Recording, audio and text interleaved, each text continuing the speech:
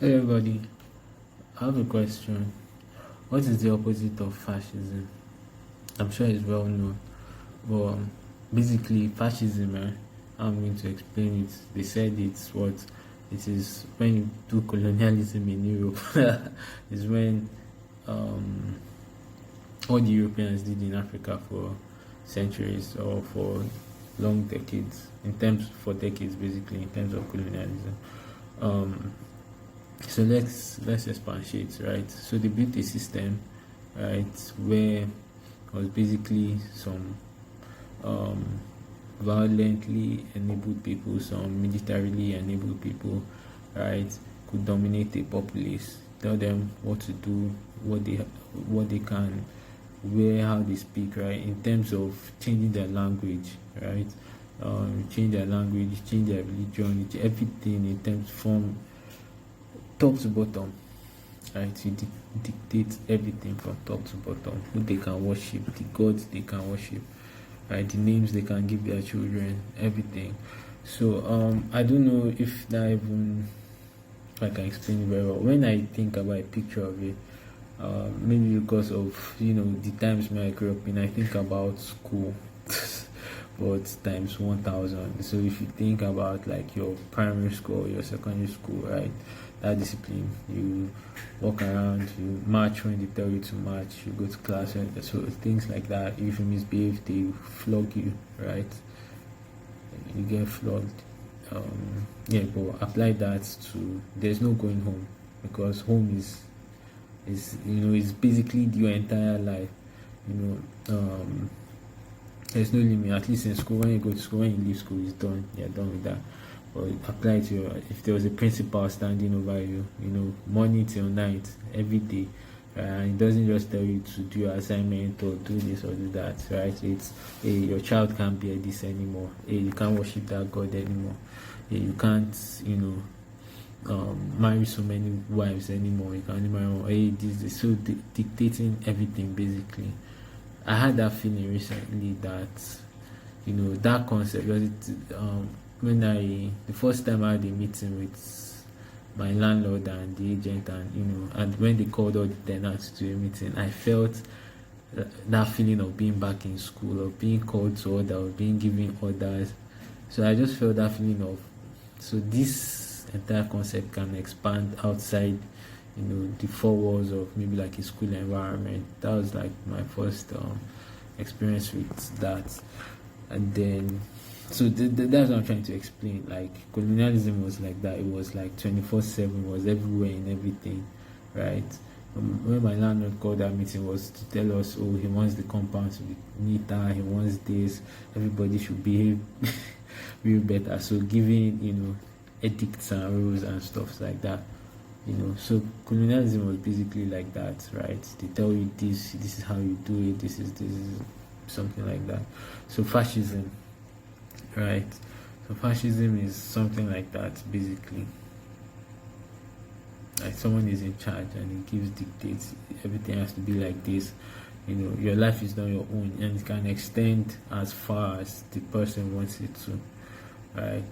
So in modern pop culture, you think about things like Riddick, and you think about things like when I say Riddick, I mean like the necromongers, right? You think about like the Viltrumites from Invincible. So that kind of society, right? Everything is dictated and it's all about violence and force and that kind of thing. Anyway, so I was thinking today, right now, yeah, what's the opposite of fascism? What is the opposite of colonialism? Is that what independence and freedom, right? Being able to do what you want, serve whatever God you want, marry who you want, eat when you want, name your children whatever you want.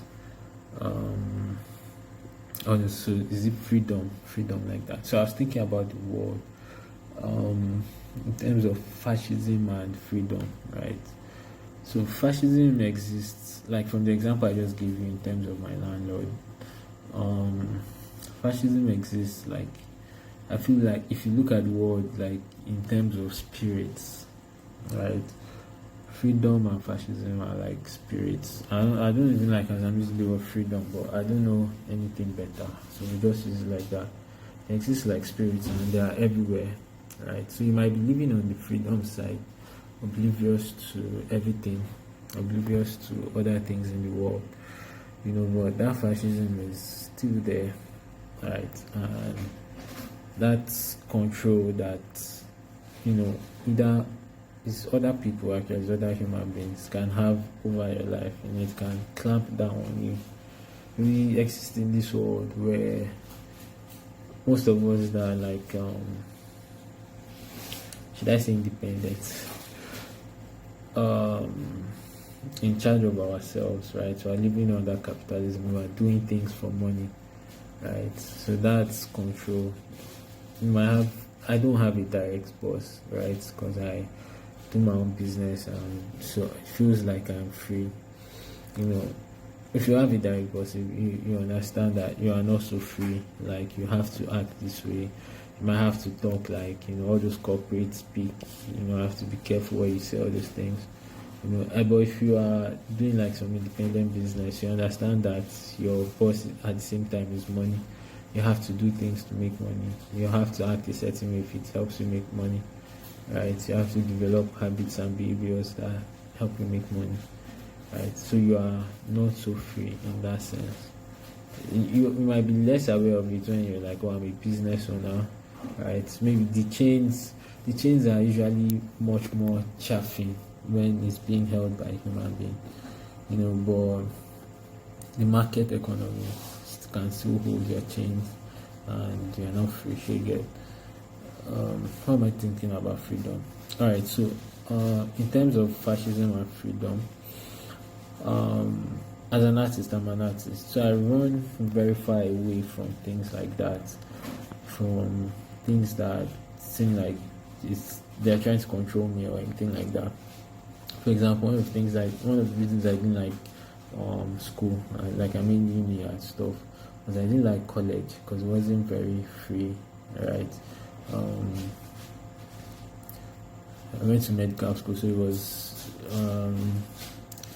what do I say, very formal. That sounds like another word for fascism. But I'm very sensitive to things like that. Systems. I don't like systems. I don't like being a cog in a machine. All those kind of things. So I'm always sensitive. So I'm sensitive to it and always running from it.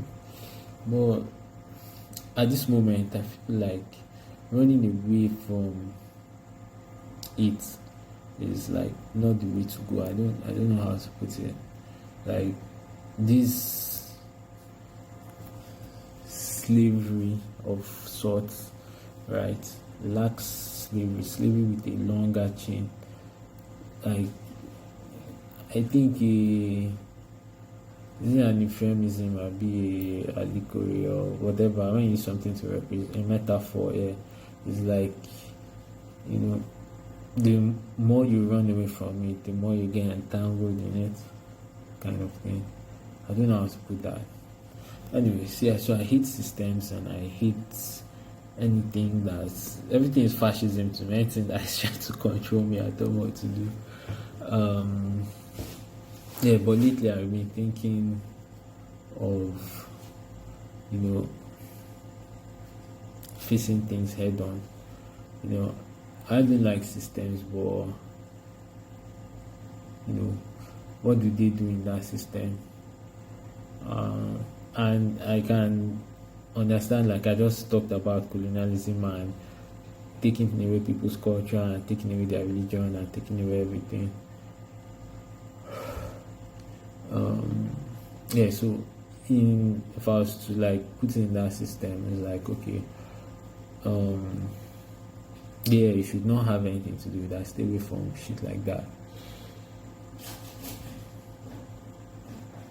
I'm looking for strength is what I think that's what I'm trying to get to. To be able to do a system like that, any form, whether it's like my landlord or whether it was school or whether it was college or whether it was slavery and colonization, to do a system like that, I'm thinking about strength right now. How do you get strength? And is freedom weakness? Is running towards freedom, is that a weakness? is fascism strength.